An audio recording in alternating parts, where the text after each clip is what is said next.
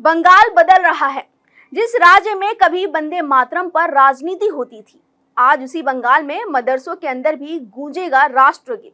ममता राज में जो नहीं हुआ वो शुभेंदु सरकार ने आते ही कर दिखाया। जी हाँ, नमस्कार, मैं खुशबू सिंह और आप देख रहे हैं खबर ट्रेंड्स लाइव। सवाल सीधा है, अगर वंदे मातरम इस देश की मिट्टी को प्रणाम है तो फिर इससे दिक्कत किसे और क्यों है? पश्चिम बंगाल में नई बीजेपी सरकार आते ही बड़ा फैसला, अब मदरसों में भी गूंजेगा वंदे मातरम। वो बंगाल जहां सालों तक तुष्टीकरण की राजनीति के आरोप लगे, वो बंगाल जहां राष्ट्रवाद पर बहस होती रही, आज उसी बंगाल में राष्ट्रगीत को लेकर नया अध्याय शुरू हो गया है। मुख्यमंत्री शुभेंदु अधिकारी की सरकार ने आदेश जारी किया है कि राज्य के सभी मान्यता प्राप्त मदरसों में क्लास शुरू होने से पहले वंदे मातरम गाया जाएगा। इससे पहले सरकारी और सहायता प्राप्त स्कूलों में भी इसे अनिवार्य किया गया था।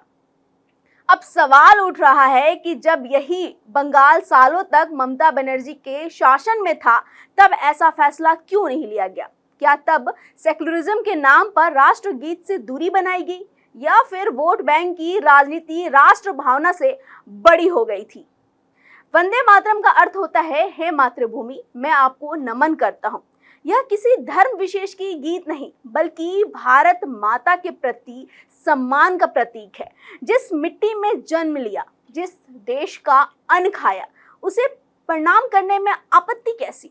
सोशल मीडिया पर एक बहस का वीडियो भी खूब वायरल हो रहा है, जहां एक मौलाना हिंदुस्तान जिंदाबाद बोलने में सहज दिखे, लेकिन वंदे मातरम पर आपत्ति जताने लगे।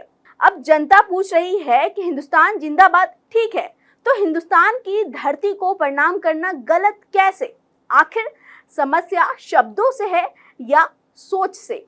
बीजेपी इसे सांस्कृतिक पुनर्जागरण बता रही है। पार्टी नेताओं का कहना है कि बंगाल की पहचान फिर लौट रही है।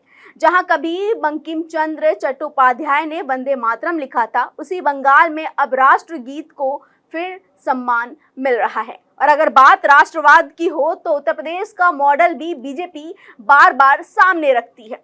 योगी आदित्यनाथ की सरकार में स्कूलों, सरकारी कार्यक्रमों और राष्ट्रीय पर्वों पर राष्ट्रगान और राष्ट्रगीत को लेकर लगातार जोर दिया गया। अब तो वहां की जनता भी कह रही है कि जो काम यूपी में हुआ, अब वही बंगाल में भी दिख रहा है। तो आज का सबसे बड़ा सवाल, क्या वंदे मातरम पर राजनीति बंद होनी चाहिए? क्या राष्ट्रगीत को धर्म के चश्मे से देखना सही है? आपकी क्या राय है? कमेंट में जरूर बताएं और ऐसे अपडेट के लिए बने रहिए हमारे साथ और देखते रहिए खबर ट्रेंड्स लाइव।